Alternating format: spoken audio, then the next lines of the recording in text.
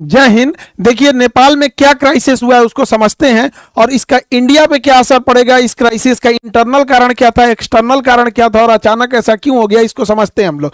Gen Z protest उसे कहते हैं जो यंग जनरेशन है 1997 से 2012 के बीच में जो जन्म ली है। इन जेंजी प्रोटेस्ट की वजह से पूरा नेपाल जल उठा और एक सत्ता परिवर्तन हो गया। संसद भवन में आग लगा दिया गया। जितना नेता मंत्री हैं लोग, सब लोग का परिवार इसे लटक लटक बानर ऐसा भागा है हेलीकॉप्टर से, कोनो को दौड़ा के मारा है, कोनो को भिगा के मारा है, कोनो को जो घर फूंक दिया है। ये सब हो गया। इसका कारण समझते हैं कि क्या इंटरनल कारण था, उसके बाद समझेंगे क्या एक्सटर्नल कारण है, फिर चीन का क्या है और भारत का इस पर क्या असर पड़ेगा, इसको समझते हैं। सबसे बड़ा जो कारण था वो करप्शन था। नेपाल में करप्शन इतना ज्यादा बढ़ गया था जिसका कोई हद नहीं। करप्शन को रोकना मुश्किल था। हर डिपार्टमेंट करप्ट हो चुका था। चाइना के सहयोग से जो एयरपोर्ट बन रहा था उसमें 1400 करोड़ का घोटाला हो गया। ललिता निवास में घोटाला हुआ। गिरी बंधु में हो गया 54,000 करोड़ का घोटाला हुआ और ओरिएंटल में हो गया 13,000 करोड़ का घोटाला। कोऑपरेटिव सोसाइटी में इसके लगभग 70,000 करोड़ का घोटाला हुआ। इसका मेडिकल हेल्थ इंफ्रास्ट्रक्चर एकदम पीछे है नेपाल का। एमआरआई और ये जो बड़े बड़े जो ये मशीनें हैं उसकी उपलब्धता एकदम नेपाल में कम है। आर्म्स डील में बरेटा कंपनी से जो आर्म्स जिसका दाम था उससे 4 गुना रेट में दलाली में खरीद के लाया सब। पतंजलि को जो जमीन विवाद हो गया पतंजलि से कर लिया सब। यहाँ पर चाय का गोदाम कमर्शियलाइजेशन के लिए बेच दिया। इतना भयानक करप्शन हुआ और जिस कारण महंगाई बढ़ गई। छोटी सी छोटी चीजों के लिए महंगाई इतनी बढ़ गई थी कि बच्चे जो स्टूडेंट थे जो नॉर्मल ग्रेजुएशन करते थे, बीए बीए सीए लोग, इन लोग को अपनी फीस भरने के लिए पार्ट टाइम जॉब करना पड़ गया। इतनी महंगाई बढ़ गई थी और लोग जॉबलेस हो गए थे। और खाली मतलब एक पुरुष का खाली बेरोजगार इंसान बड़ा खराब जिंदगी होती है। आसमान थूकता है, जमीन गाली देती है, उसको लगता है अपना जीवन बोझ हो गया है। खाली जेब जो होता है ना ये बड़ा दर्दनाक होता है, बड़ी भारी होता है खाली जेब। तो इससे नेपाल का युवा परेशान था, एकदम परेशान था नेपाल का युवा। नेपाल के युवाओं को विदेश जाकर नौकरी करना पड़ता था, विदेश में आके शेफ का नौकरी। अभी आप भारत में देखिए चाउमीन मोमो, ये लोग ऐसे इंडिया में फेमस है कि नेपाली जो शेफ होते हैं चाउमीन और मोमो बड़ा अच्छा बनाते हैं। यहाँ से बेचारे काम करके विदेशी रेमिटेंस भेजते थे अपने देश में और उन पैसों से नेताओं के बच्चे अय्यासी करते थे। नेपाल की जो यंग जनरेशन थी सोचिए कितनी मुसीबत में होगी कि युद्ध के दौरान वो लोग यूक्रेन से लड़ने के लिए रसिया में भर्ती हो गए और रूस ने उन्हें 20-25 दिन की ट्रेनिंग दिया, हथियार थमा के भेज दिया यूक्रेन से लड़ने के लिए और वहां वो लोग शहीद हो गए थे। उनका घर परिवार उजड़ गया। इतना भयानक वहां बेरोजगारी का आलम था। अब इनमें होता क्या है, वहां पे जैसे 2008 में राजतंत्र, राजा को हटा के लोकतंत्र जब बना था तो यहाँ कुछ ही पार्टियों का दबदबा था। नेपाली कम्युनिस्ट पार्टी हो गया, नेपाली कांग्रेस हो गया, यहाँ पे जनता संवादी पार्टी हो गया, इंडिपेंडेंट हो गया, सब ये कई ठो थे सब यहाँ पे। लेकिन ये 3 लोगों देखिए ये आदला बदली करते रहते थे सब। पहले ओली बना 18 में, फिर देहुआ बना 21 में, फिर प्रचंड बना 22 में, फिर अबुढ़वा बन गया 24 में। इतना ऐसे ऐसे हो रहा था यार नेपाल में, ऐसे यहाँ से यहाँ इस तरह से इन लोग का सत्ता परिवर्तन मैंने पारा पारी खेल रहा है। एबेरी हम, एबेरी तुम, एबेरी हम। यहाँ पे जनता परेशान हो गई। सारा गठबंधन कर ले रहा था सब। कब किससे गठबंधन कर लेगा पता ही नहीं चलेगा। ये उसको गरियाएगा, उसको गरियाएगा, फिर गठबंधन करके सरकार बना लेगा। तो इससे पूरी पब्लिक परेशान हो गई थी। और इनके भैया सबसे बड़का कारण ये नमूने बने हैं सब। नेताओं के बच्चे इतने बेवकूफ़ी किया है सब, जाके टिकटॉक पर, इंस्टाग्राम पर अपनी लग्जरी लाइफ जीने लगे सब, विदेश में घूमने लगे सब, पार्टी कर रहा है सब। यहाँ देखिए ये कहाँ घूम रहा है, यहाँ पर ईशांतरा अंडरवियर पहन लेगी, पैंट पहन ले, पते नहीं चल रहा है कि यहाँ पे इो कोनो के होगवे करेगी। यही सब नौटंकी किया से देखिए। इन्हीं सबको देख देख के पब्लिक पगला गई कि जो हम लोग को खाए को नहीं है, इन सब का इतना बड़का बंगला, इतनी बड़ी होटल, आग लगा दिया सब। हाय देखिए लुई विटॉन का, गुची का, ये सब खरीदा है। लुई विटॉन का एगो मफलर आता है 60,000 रुपए का, 3-3 लाख का कपड़ा आता है लुई विटॉन का। हाय तो पूरा सजले है इस ससुरा लुई विटॉन से। एकरा हैरी पॉटर अब्बा गइलो तो लदा के इसी सबको पीटा यहाँ पे के बाप को दौड़ा दौड़ा मारा है ये बेचारा के। और दिखावा हैरी पॉटर यहाँ देखा, यहाँ पे तोरा अब्बा पिटा के भागा है यहाँ पे। इसी सब के वजह से हुआ है। अब होगा क्यों नहीं। नेपाल की पब्लिक की हालत ऐसे है, नेपाल की पब्लिक इस तरह से। आप इनको देखिए, भारत के नेताओं से सीखना चाहिए नेपाल के नेताओं को। भारत के नेताओं का 2 चाल समझिए। इनके बच्चे कहाँ पढ़ रहे हैं ये बताते ही नहीं है और ये अपने बच्चे को कहते हैं कि बबुआ ते मर्सिडीज में घूम, ते ऑडी में घूम, BMW में घूम, लेकिन फोटो मत खींचो हो। फोटो नहीं खिंचाना है, फेसबुक पे नहीं डालना है, गरीब बन के रहना है। एक दिल्ली में एक नेता से हमसे मिले थे, उनके लड़का, तो कहा कि सर एक फोटो हो जाए। हम कहा हाँ हाँ। तो ऐसे कहा कि रुकिए सर शर्टवा मोड़ लेते हैं, रोलेक्स की घड़ी है, दिख जाएगा तो पब्लिक क्या कहेगी।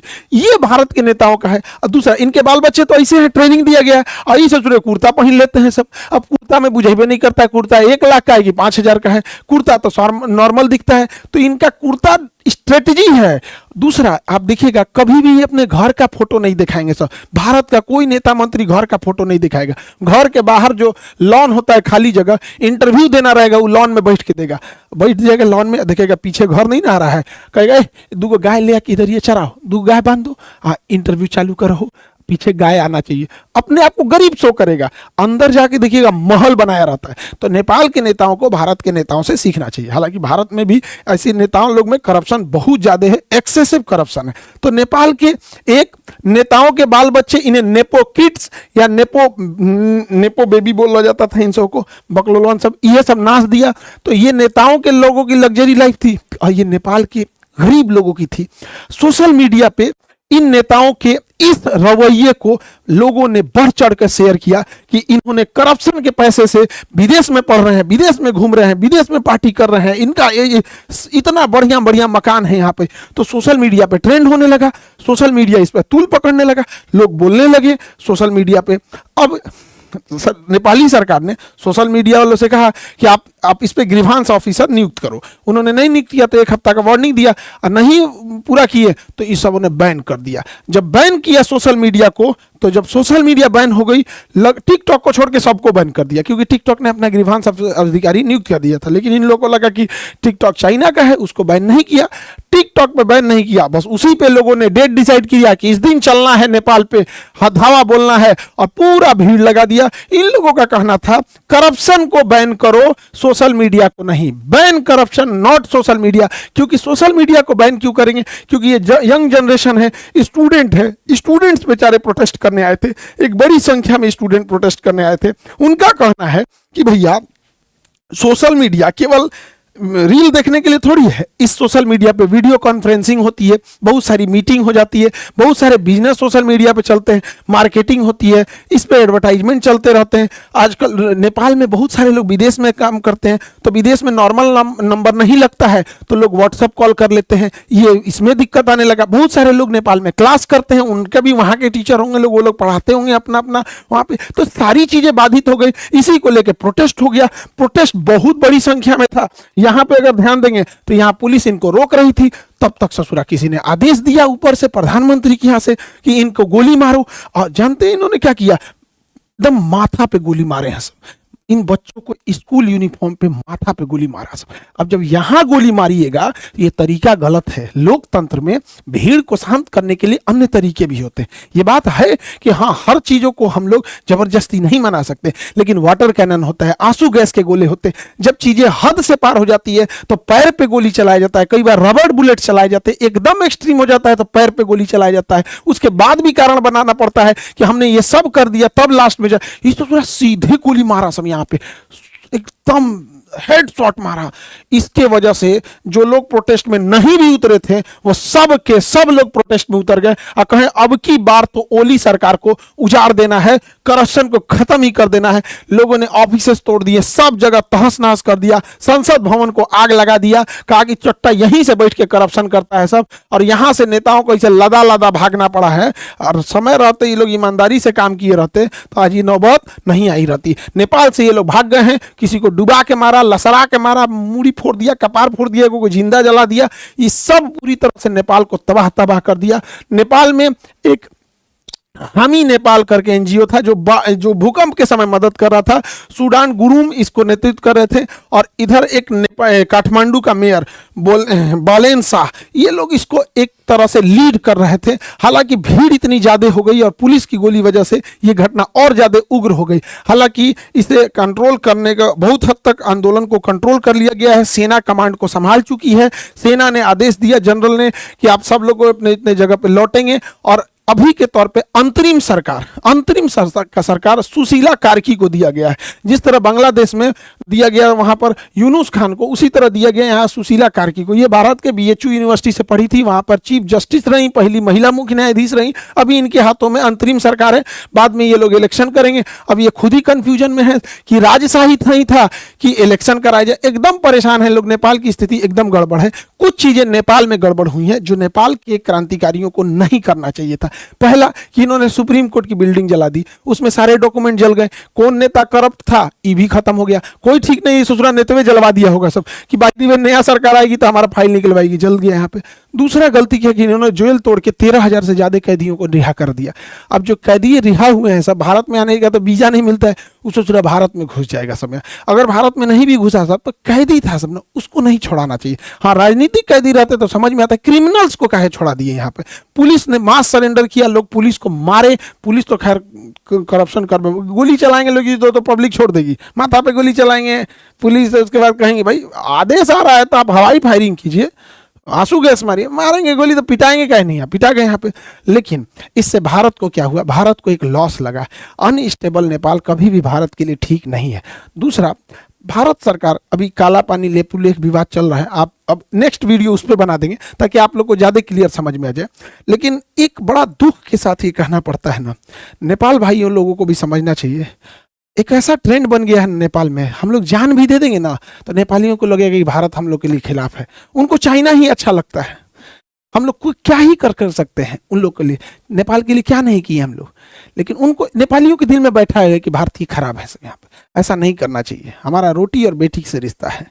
हमारे यहाँ आज भी शादियाँ बिहार नेपाल और बिहार यूपी जो एरिया सटता है वहाँ से हो जाती है। लेकिन ये नेपाल की खराबी, क्योंकि वहाँ माओवादी हो गए या फिर जो चीन का प्रभाव है वो बहुत ज़्यादा हो गया। ये भारत के लिए अच्छी बात नहीं है। कूटनीतिक हार एक तरह से कहिए, या फिर हम लोग फंसते जा रहे हैं, ये नहीं होना चाहिए। इस पे भारत को सोचना चाहिए। इसके पीछे कारण भी क्या है, भारत सरकार को अमेरिका और वेस्टर्न द्वारा चलाए गए एनजीओ पे कड़ी नजर रखनी चाहिए, क्योंकि ये एनजीओ सरकार कम से कम 50 देशों की सरकार गिरा चुके हैं सब। अब जैसे यहाँ ही देखिए हामी नेपाल, ये किसके किसके सहयोग से, जैसे अमेरिका के ओपन सोसाइटी हो गया, फ्रीडम हाउस हो गया, फोर्ड फाउंडेशन हो गया, ये सब सरकार मतलब मदद करते हैं, बट इनका हिडन कुछ ना कुछ अंडर से टारगेट कुछ रहता है। तो गवर्नमेंट की एजेंसीज को इस पर नजर रखनी चाहिए। अभी जो नेपाल में हुआ है, हामी नेपाली जो ये संगठन था, इसमें शंकर ग्रुप, इन्फिनिटी ग्रुप और बरबरा फाउंडेशन ने फाइनेंशियल हेल्प किया था, और इतनी बड़ी हुजूम को एक साथ ले आकर इन्होंने किया। और आज एक देखिए कैसी गवर्नमेंट वहां बैठे बनेगी, इसका कोई ठीक नहीं है। अमेरिका जो है और वेस्टर्न कंट्री ने पूरी मिडिल ईस्ट को बर्बाद कर दिया है सब। इराक से लेके ईरान, सीरिया, अफगानिस्तान, यमन, सब तबाह कर दिया है सब। अब जब इसको पूरी तरह तबाह कर दिया है सब, तो जहां से मन वहां से पेट्रोल लेके चल जाता है। हम लोग को पेट्रोल मिलता है महंगा, और ये सब मार धार के अपने चमचा सरकार को बना देता है सब। किसी को बना देगा सब, अयोग्य व्यक्ति को कहेगा 50% हम ले जाएंगे। तो यहाँ बर्बाद के, अब इनकी नज़र एशिया पे है। इधर श्रीलंका, बांग्लादेश, म्यांमार, नेपाल, पाकिस्तान, इसको अब अनस्टेबल करना चाहते हैं सब। ये सोशल मीडिया और किस तरह से ये काम करते हैं सब एनजीओ की मदद से, इसको समझने की ज़रूरत है। देखिए, सर्बिया एक देश था, सन 2000 में सर्बिया रसिया का फेवर करता था। 2000 में बुलडोजर क्रांति लाया सब, और सर्बिया की सरकार को कहा सब कि सरकार करप्ट है, ये है वो है, एक नैरेटिव सेट किया, सरकार को गिरा दिया। अभी जो सरकार है वो अमेरिका की फेवर की है, रूस की फेवर की नहीं है। उसी तरह जॉर्जिया एक देश है, जॉर्जिया उसी के पास है, सर्बिया की इस साइड में जॉर्जिया। 2003 में जॉर्जिया में रोज रेवोल्यूशन लेके चले आए सर। रोज रेवोल्यूशन में क्या था, जॉर्जिया जो था रसिया के फेवर में था। तो ये अमेरिका वगैरह सोशल मीडिया, और ये उस समय तो मतलब इतना नहीं था सोशल मीडिया 2003 में, लेकिन एनजीओ वगैरह की मदद से इस सब ने क्या किया, वहां पर रोज रेवोल्यूशन लाया और सरकार को गिरा दिया। अभी जो सरकार है वो अमेरिका के फेवर में है। उसी तरह से देखेंगे यूक्रेन में 2004 में ऑरेंज रिवोल्यूशन ले दिया और कहा कि हम लोग यूरोप में मिलना चाहते हैं, रसिया में नहीं, रसिया को कमजोर करने के लिए। फिर 2014 में यूरोपीय मेडन आंदोलन किया गया, पेट्रो यानुकोविच को यहां से डिथ्रोन किया गया। उसी समय क्रीमिया रसिया ने कब्जा कर लिया था। अभी की जो जनरेशन है उसको इतना पुराना नहीं याद आता है, लेकिन अभी उसी सब के वजह से अभी भी यूक्रेन में लड़ाई चल रही है। देखिए, जो जो सरकार रसिया के फेवर में थी, कैसे कैसे अमेरिका ने गिराया है। ऐसे ही 2011 में अरब क्रांति शुरू होती है ट्यूनीशिया से। ट्यूनीशिया की सरकार को उखाड़ फेंका जाता है, अरब क्रांति। और अरब क्रांति देखते देखते अफ्रीका से पूरे अरब में फैल गई। अरब क्रांति में लीबिया में मुअम्मर गद्दाफी को उड़ा दिया गया क्योंकि ये रूस का फेवर में था। इजिप्शियन गवर्नमेंट को उड़ा दिया गया, हुस्नी मुबारक को, क्योंकि ये रूस के फेवर में था। सीरिया में बशर अल असद को उड़ा दिया गया क्योंकि रूस के फेवर में था। यमन से शेख अब्दुल्ला साले को उड़ा दिया गया क्योंकि ये रसिया के फेवर में था। ये सब अमेरिका की चाल है। अभी भी नहीं समझ में आएगा तो बहुत दिक्कत हो जाएगा। ये सोशल मीडिया हम 20 बार कहते हैं, इस पर इंडिया का अपना कमांड होना चाहिए, नहीं तो फिर हम लोग मुख्य दर्शक बन के ऐसे ही देखते रहेंगे। 2021 में म्यांमार में क्या हुआ? म्यांमार में सरकार हटा दिया गया आंग सान सू की, ये भारत के फेवर में थी, और यहाँ जुम्टा की सरकार बना दिया गया, सैन्य तानाशाही जुम्टा की। हुआ क्या? 2017 से 2021 तक म्यांमार से रोहिंग्या भारत में घुस गए। आज रोहिंग्या भारत की एक बड़ी समस्या बन चुके हैं। लेकिन अभी बताइए, इलाज से अच्छा बचाव होता है। यहाँ स्टेबल रहता तो भेज सकते थे, अभी कहाँ भेजेंगे? इन सबको भारत की एक बड़ी समस्या बन चुकी है रोहिंग्या यहाँ पे। वैसे ही 2022 में आप देखिए श्रीलंका में हमारी जो फेवर की सरकार थी, अभी चाइना की फेवर की सरकार आ गई है, हटा दिया गया। उसी तरह आप देखे होंगे यहाँ पे मालदीव में यही हो गया। आप पाकिस्तान में देखिए 2022 में इमरान खान, चचवा मेरा, इसको इमरान खान को डिथ्रोन कर दिया। सब क्या आरोप लगाया? सब कि इन्होंने जो गिफ्ट मिला था उसे तोहफा में रखना चाहिए था तो पर्सनल यूज कर लिया। दूसरा, इन्होंने जो दूसरी शादी की थी तो तलाक के बीच में इद्दत का जो टाइम दिया जाता है लगभग 3 महीना, वो पूरा नहीं किया तो शादी टाइम से पहले कर दिया। उसकी वजह से जेल में डाल दिया और जेल में बेचारे का रेप कर दिया गया। एगो मेजर इसका रेप कर दिया, बेचारा का बर्बाद हो गया इमरान खान। हालांकि इमरान खान जो था आतंकवाद को पसंद नहीं करता था, लेकिन है जो आसिम मुनीरवा बैठल है ना चोट्टा, ये बहुत खतरनाक है। पहलगाम अटैक वही कराया था। मेरे कहने का मतलब है कि देश सर्वोपरि रहना चाहिए। समझिए दूसरों की गलतियों से, वो देखिए जो नहीं देख पा रहे हैं। ये सोशल मीडिया से केवल वो नहीं है, किस तरह से बर्बाद कर रही है चीज़ों को, उसको समझने की जरूरत है। 2024 में बांग्लादेश में एक टेलीग्राम, मामूली टेलीग्राम कैसे इतना बड़ा विद्रोह खड़ा करके होता है और शेख हसीना को वहां से हटा देता है। वहां पे सरकार आ जाती है, वहां के माइनॉरिटी कम्युनिटीज को, ज्यादातर माइनॉरिटी में वहां हिंदू ही हैं, उनको जला के हथौड़ी से ना पूरा आंख फोड़ फोड़ के मार दिया। सब हम लोग देखते रह गए। क्या कर लिए? कैंडल जला लेंगे लोग। हम लोग को सचेत होने की जरूरत है क्योंकि ये सब स्लीपर सेल का काम करते हैं सब। यहाँ पे इतनी ज्यादा डिपेंडेंसी भारत की हो गई है इनके ऊपर जिसका कोई हद नहीं। गूगल का केवल एक चीज नहीं है, गूगल का यूट्यूब है जिसपे आप हमको देख रहे हैं, ये गूगल का, इसी का प्ले स्टोर है जिसपे से आप जोमेटो, आप यूपीआई हेन डाउनलोड करते। इससे नहीं डाउनलोड करेंगे तो क्रोम से करेंगे, तो दोनों तो भैया एक है। यहाँ पे मेल किससे करिएगा? आप कोई भी नया एप्लीकेशन रह गया मेल करना पड़े, ये भी इसी का है। अब सब छोड़िए ना, मोबाइलवा तो एंड्रॉइड है, मोबाइल सैमसंग का लीजिए, वीवो का लीजिए, किसी को लीजिए, लेकिन उसके अंदर जो सॉफ्टवेयर है वो एंड्रॉइड है। एंड्रॉइड किसका है? इसी गूगल का है।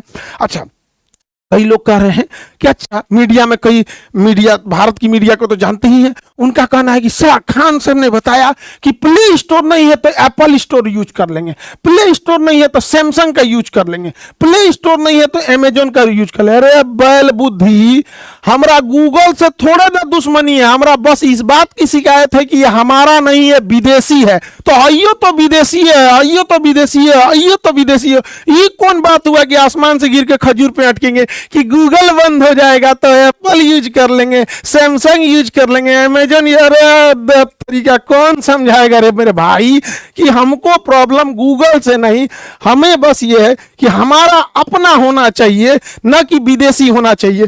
जब बैल बुद्धि मीडिया को क्या समझाएं हम। यहाँ पे जीमेल के जगह हमें अपना मेल यूज करना चाहिए, भारत मेल, भारत मेल। तो मीडिया के कुछ बंधु ये कह रहे हैं कि जीमेल की जगह भारत मेल लोग अपनाएंगे। क्यों नहीं अपनाएंगे? तो होना चाहिए, उतनी सोच होनी चाहिए। हम भारत मेल लाएं, जितनी भी योजनाएं हैं भारत सरकार की, चाहे वो जनधन योजना हो, चाहे वो राशन योजना हो, खाद बांटना हो, एलपीजी सिलेंडर बांटना हो, उसका ओटीपी मेल, जीमेल पे ना जाके भारत मेल पे जाएगा। वोटर कार्ड का वेरिफिकेशन भारत मेल पे जाएगा। आधार कार्ड का वेरिफिकेशन गूगल जीमेल पे ना जाके भारत मेल पे जाएगा। इनकम टैक्स, जीएसटी, टीडीएस, ये सबका कहाँ जाएगा? भारत मेल पे जाएगा। मजबूरी बनेगी लोगों को जीमेल के साथ साथ भारत मेल भी रखना। एफआईआर, कोर्ट, जितने बच्चे एग्जाम दे रहे हैं, एग्जाम का फॉर्म भारत मेल पे लिखा जाएगा, उनका एडमिट कार्ड भारत मेल पे होगा। तो इससे होगा क्या? लोग आने वाले 4-5 सालों में गूगल मेल, जीमेल के साथ साथ भारत मेल भी रखेंगे। तो पहले पैरेलल रखना चालू किएंगे, उसके बाद धीरे धीरे शिफ्ट कर देंगे। सोच होनी चाहिए। अब हाथ पे हाथ रख के रहेंगे, अरे नहीं हम ऐसा नहीं करेंगे। अरे भैया, मोदी जी ने एक बार बोल दिया था मालदीप ना जाके लक्षद्वीप जाओ, मालदीप की अर्थव्यवस्था हिल गई थी। मोदी जी ने एक बार बोला था थाली बजाओ, पूरा देश थाली बजा दिया था। तो पूरा देश जीमेल की जगह पे इसके नहीं शिफ्ट होगा? उतना होना चाहिए। अजीब हाल है भैया। देश प्रेम बड़ा होता है, सरकार प्रेम नहीं, दोनों में अंतर होता है यहाँ पर। तो देश सर्वोपरि होना चाहिए। हमारा झुकाव जाति धर्म राजनीति पार्टी से ऊपर उठ के हमारा झुकाव देश के प्रति होना चाहिए। हम यहाँ भी कहते हैं कि हमारा खुद का एप्लीकेशन है खान ग्लोबल स्टडी, जिसपे 15 मिलियन बच्चे पढ़ते हैं। एप्लीकेशन, यूट्यूब नहीं, एप्लीकेशन। वो एप्लीकेशन प्ले स्टोर पे। यदि भारत सरकार अपना भारत प्ले स्टोर बनाती है, हम पहले शिक्षक होंगे कि हम इस 15 मिलियन को छोड़कर उस पे चले जाएंगे, क्योंकि यह हमेशा हम लोगों को ब्लैकमेल करता है कि 30% एक्स्ट्रा चार्ज लेंगे।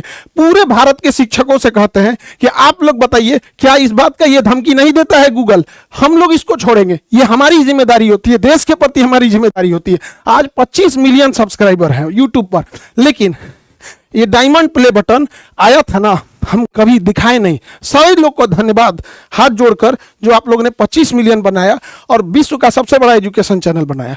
लेकिन जब ये डायमंड प्ले बटन आया ना, इतना खुशी होता। अगर इसके बीच में अगर भारत का रहता तो अशोक चक्र बना रहता, अशोक स्तंभ बना रहता। जब मेरा 1 मिलियन हुए थे ना, तो गोल्डन प्ले बटन आया था। तो पापा को हम दिखाए ना, तो पापा बोले कि कितना अच्छा रहता, इस पे तिरंगा बना रहता, ये विदेश का है। तो पिताजी बोले थे कि हमारी आवाज़ कोई नहीं सुनेगा, तुम अगर इस लायक हो जाना ना तो आवाज़ जरूर उठाना। ये मत कहना कि तुम भूल जाओ कि तुम्हें सुविधा मिल रहा है। आवाज़ जरूर उठाना कि एक भारत का अपना होना चाहिए। वरना हमको देश प्रेम है तभी हम यूट्यूब पे खड़ा होकर कह रहे हैं कि यूट्यूब की जगह भारत का होना चाहिए। वरना 25 मिलियन को तो बहुत पैसा देता है यूट्यूब, क्या जरूरत रहती है? तो सरकार प्रेम और देश प्रेम दोनों में अंतर होता है। हम स्वयं कहते हैं कि भारत का रहता तो बहुत ज्यादा खुशी होती। आज नहीं होगा, 10 दिन बाद होगा, 10 साल लगेंगे, 20 साल लगेंगे, लेकिन अगर हम शुरू ही नहीं करेंगे तो कभी मंजिल पे नहीं पाएंगे। मंजिल मिले या ना मिले ये मुकद्दर की बात है, लेकिन हम कोशिश ना करें ये गलत बात है। तो ये देश प्रेम हम इसीलिए कहते हैं, वरना 25 मिलियन पे तो बहुतों सुविधाएं मिलती रहती हैं यहाँ पर। लेकिन जो देश प्रेम है, जो इस ये हम कभी आप लोग को दिखाए हैं, ये रखा हुआ है हमारे यहाँ। बस यहाँ एक तो तिरंगा झंडा बना देता ना इस डायमंड प्ले बटन पे, 4 चांद लग जाता है इस डायमंड प्ले बटन पे। लेकिन क्या कीजिएगा, कुछ दिन होगा, कोई ना कोई लोग कहेगा, मीडिया वाला कह रहा है कि खान सर पागल हो गए यहाँ पे, अपन गूगल और यूट्यूब बनाने के लिए कह रहे हैं। कभी ना कभी तो सुनेंगे। मोदी जी से उम्मीद है कि जरूर करेंगे, नहीं तो देश को अनस्टेबल कर देंगे सब। ये सब विदेश वाले सब, इन पर कभी भरोसा नहीं करेंगे। भैया, आज से 3 साल 4 साल पहले भी हम क्लास में बोले थे कि 2000 का नोट जो आया है ये गलत डिसीजन है, इसको चेंज करेगी सरकार, मजबूरी हो जाएगी चेंज करना। कल से लाल वाला नोट नहीं चलेगा, 2000 वाला को साइड कर रहे हैं। 2000 के नोट को गवर्नमेंट की लानी मजबूरी थी, क्योंकि अचानक नोट बंद हुआ, मार्केट में पैसा देना था, छोटा नोट छापने में टाइम लगता है, इसलिए पहले उस सप्लाई को पूरा करने के लिए 2000 दिया गया। सप्लाई, अब जब सप्लाई पूरा हो गया, अब बैंक वाला धीरे धीरे उसको रखते जा रहा है। अब आपके एटीएम से 2000 का नहीं निकलता होगा, निकलता है, रेयर हो गया है। अब 2000 बहुत कम मिल रहा होगा, धीरे धीरे उसको साइड कर दिया जाएगा। और क्या हो जाएगा, 500। करप्शन कम करने के लिए मैक्सिमम नोट 100 रुपए का ही होना चाहिए। समझा गया कि नहीं? क्या अब तक जाओ तो किसी को 10 लाख घूस देने बोरा में लेके, 10 लाख रुपया 100 का नोट हो गया तो कहां ले जाएंगे बोरा? आप देख लीजिए आज चेंज हो गया कि नहीं। वैसे ही हम कहते हैं कि एक दिन इस गूगला को भी बदला जाएगा, और वह दिन आएगा जब भारत अपना सर्च इंजन बनाएगा, हम अपना प्ले स्टोर बनाएंगे, हम अपना भारत मेल बनाएंगे। उस दिन का भी इंतजार रहेगा। और अगला बैच आप लोग का बीपीएससी का है, जो 23 सितंबर को आ रहा है, और 99 रुपए का इंडियन मैप। बाबू लोग, अगर जीएस पढ़ना है तो मैप बहुत जरूरी है पढ़ना। अब महज 99 में, इस 99 में हम 30% सरकार को इनकम टैक्स देंगे, लेकिन फिर कहते हैं कि हमसे आप इनकम टैक्स लीजिए, लेकिन बच्चों से लिया जाने वाला 18% जीएसटी प्लीज छोड़ दीजिए। हमें अपना स्वार्थ रहता तो हम कहते हैं कि इनकम टैक्स मत लीजिए, लेकिन हम कहते हैं आप लीजिए, लेकिन बच्चों का प्लीज। अभी 99 रुपया में आप 18% जीएसटी लेंगे, बचवा सबको अफसोस लगता है। क्या बाकी आपकी मर्जी। आई होप आपको ये टॉपिक समझ में आया होगा। अब इसके बाद लेपुलेख, काला पानी और नेपाल का नक्शा का क्या विवाद है रहा है उसको समझा देंगे। फ्रांस का भी पिटाया है सब नेता, अमेरिका में को गोली मार दिया, इसको नेक्स्ट क्लास में समझा देंगे। मिलेंगे नेक्स्ट क्लास में। जय हिंद।